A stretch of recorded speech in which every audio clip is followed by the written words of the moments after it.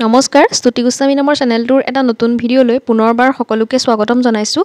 আজি মই আপোনালোকৰ মাজলৈ আগবঢ়ালোঁ পটলৰ এটা নতুন আৰু একেবাৰে সিম্পল ৰেচিপি। ভিডিঅ'টো চাই কেনেকুৱা পাই কমেণ্ট কৰিব আৰু যদি ভাল পায় লাইক কমেণ্ট কৰাৰ উপৰি শ্বেয়াৰ কৰিব বুলিও আশা কৰিলোঁ। আৰু যদি আপোনালোক মোৰ চেনেলত নতুন হয় তেনেহ'লে চেনেলটো ছাবস্ক্ৰাইব কৰি লয় যেন। এতিয়া আহকচোন আমি ভিডিঅ'টোৰ মাজলৈ যাওঁ। পটলৰ এই ৰেচিপিটোৰ কাৰণে মই লৈছোঁ কেইটামান পটল আৰু পটলকেইটা প্ৰথমে মই চুচটো গুচাই ল'ম। আপোনালোকে ইচ্ছা কৰিলে ওপৰৰ অংশটো পাতলকৈ এৰুৱাই দিব পাৰে। মই এনেকৈ চুচিহে দিছোঁ।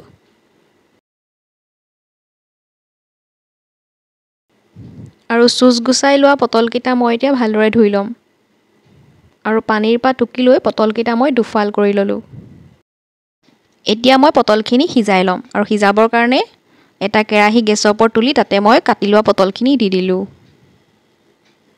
পটলখিনি মই প্ৰায় 10 মিনিটমান সময় সিজাইছোঁ। এয়া পটলখিনি সিজিলে আৰু এইখিনি মই পানীৰ পৰা টুকি ল'ম। এয়া টুকি ল'লোঁ আৰু পটলখিনি মই এতিয়া ভাঙি লৈছোঁ হেতা এখনেৰে। আৰু যিখিনি অলপ বেছিকৈ গুটি আছিলে যে গুটিখিনি মই অলপ আঁতৰাই দিলোঁ। এতিয়া ভাজিবৰ কাৰণে এটা কেৰাহীত মিঠাতেল অলপ লৈ তাতে দিছোঁ মই আধা চামুচ পাঁচফোৰণ।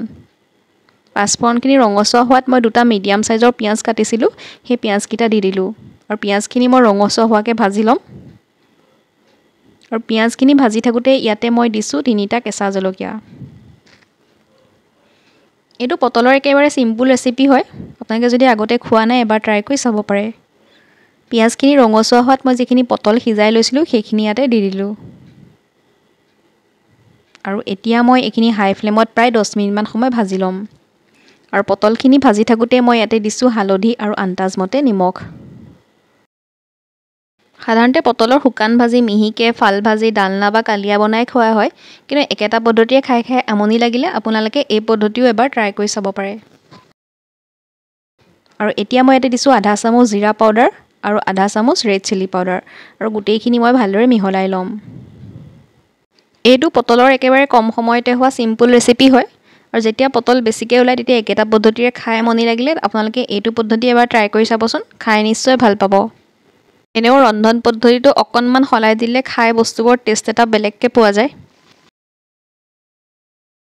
যিহেতু পটলখিনি সিজায়ে হয় গতিকে হাই ফ্লেমতে মই প্ৰায় 10 মিনিটমান সময় এইখিনি ভাজি লৈছোঁ।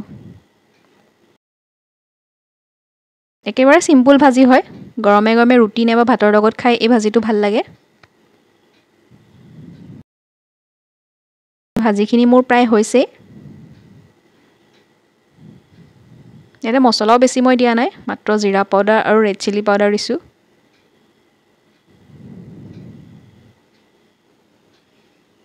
এয়া মোৰ পটল ভাজিখিনি হৈ গ'ল আৰু মই এতিয়া গেছৰ ফ্লেমটো অফ কৰি দিম। আপোনালোকে এই ভাজিটো গৰমে গৰমে ৰুটি নাইবা ভাতৰ লগত পৰিৱেশন কৰিব পাৰিব। পটলৰ এই ৰেচিপি ভিডিঅ'টো চাই কেনেকুৱা পালে কমেণ্ট কৰিব আৰু ভিডিঅ'টো শেষলৈকে চোৱাৰ কাৰণে সকলোলৈকে থাকিলে বহুত বহুত ধন্যবাদ। পুনৰ এটা নতুন ভিডিঅ'ত লগ পোৱাৰ প্ৰতিশ্ৰুতিৰে আজিলৈ বাই বাই।